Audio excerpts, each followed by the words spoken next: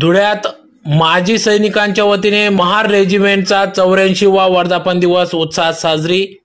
भारतीय संविधानाचे जनक महामानव डॉ. बाबासाहेब आंबेडकर यांच्या अथक प्रयत्नाने 1 ऑक्टोबर 1941 रोजी स्थापना झालेल्या युद्ध रणक्षेत्र पदकांनी सन्मानित धुळे, नंदुरबार, नाशिक, जळगाव यांच्या वतीने वर्धापन दिवस शहरातील शिवतीर्थ येथील जिल्हा सैनिक बहुउद्देशीय हॉल या ठिकाणी साजरा करण्यात आला।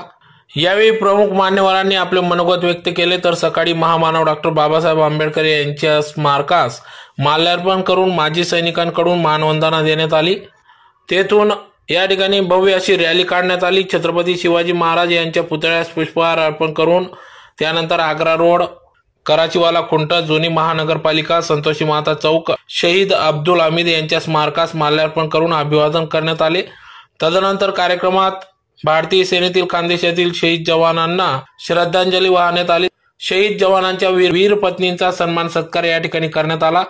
तर कार्यक्रमाप्रसंगी माजी सैनिक यश सिद्धी सेवा संघाचे भीमराव बोरसे, रविकांत खंडारे, रोहिदास बैसाने, राजेंद्र दाभाडे, आत्माराम वाघ, साहेबराव वाघ, रामचंद्र जाधव, सुभाष सूर्यवंशी, बंधन मोरे, मधुकर अहिरे, गंगाराम निकम, नंदकुमार जगताप, संजय रणदिवे, सुरेश निकम, दगा निकम, गोकुळ शिरसाट, रमेश थोरात, आकाश अहिरे यांच्यासह धुळे, नंदुरबार, जळगाव, नाशिक येथील माजी सैनिक आपल्या परिवारासहित या ठिकाणी मोठ्या संख्येने या ठिकाणी उपस्थित होते।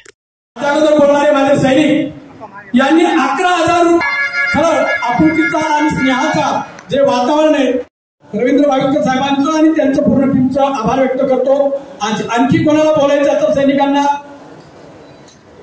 वर्धापन दिवस मोठ्या हर्ष उल्हासात जळगाव, धुळे, नाशिक आणि नंदुरबार जिल्ह्याच्या संयुक्त विद्यमानाने धुळे जिल्ह्यातील माझे सर्वच मान्यवर, दलित नेते असो, इतर मराठा रेजिमेंटचे असो, कुमाऊं रेजिमेंटचे असो किंवा बॉम्बे तोफखानाचे असो, सीएनपीचे असो, यांच्या उपस्थितीत हा साजरा करतोय। मला हा जेवढा आनंद होतोय तो मी शब्दात सांगू शकत नाही। कार्यक्रम आणि तो पार पाडणं मोठं अवघड असतं। सर्वच हे तोलामोलाचे मान्यवर सैनिक अतिथीगण येतात आणि अशा वेळी एखाद्याचं नाव कुठंतरी वर खाली झालं कदाचित ते वाईटही लागतं, पण मी सर्वांची मनापूर्वक ज्यांचं नाव घेतलं त्यांचंही आभार व्यक्त करतो, चुकून नाव राहिलं असेल त्यांचंही आभार व्यक्त करतो आणि या महारेजिमेंटच्या कार्यक्रमाला आलेल्या सर्वच मान्यवरांचं स्वागत करतो आणि या ठिकाणी थांबतो। धन्यवाद।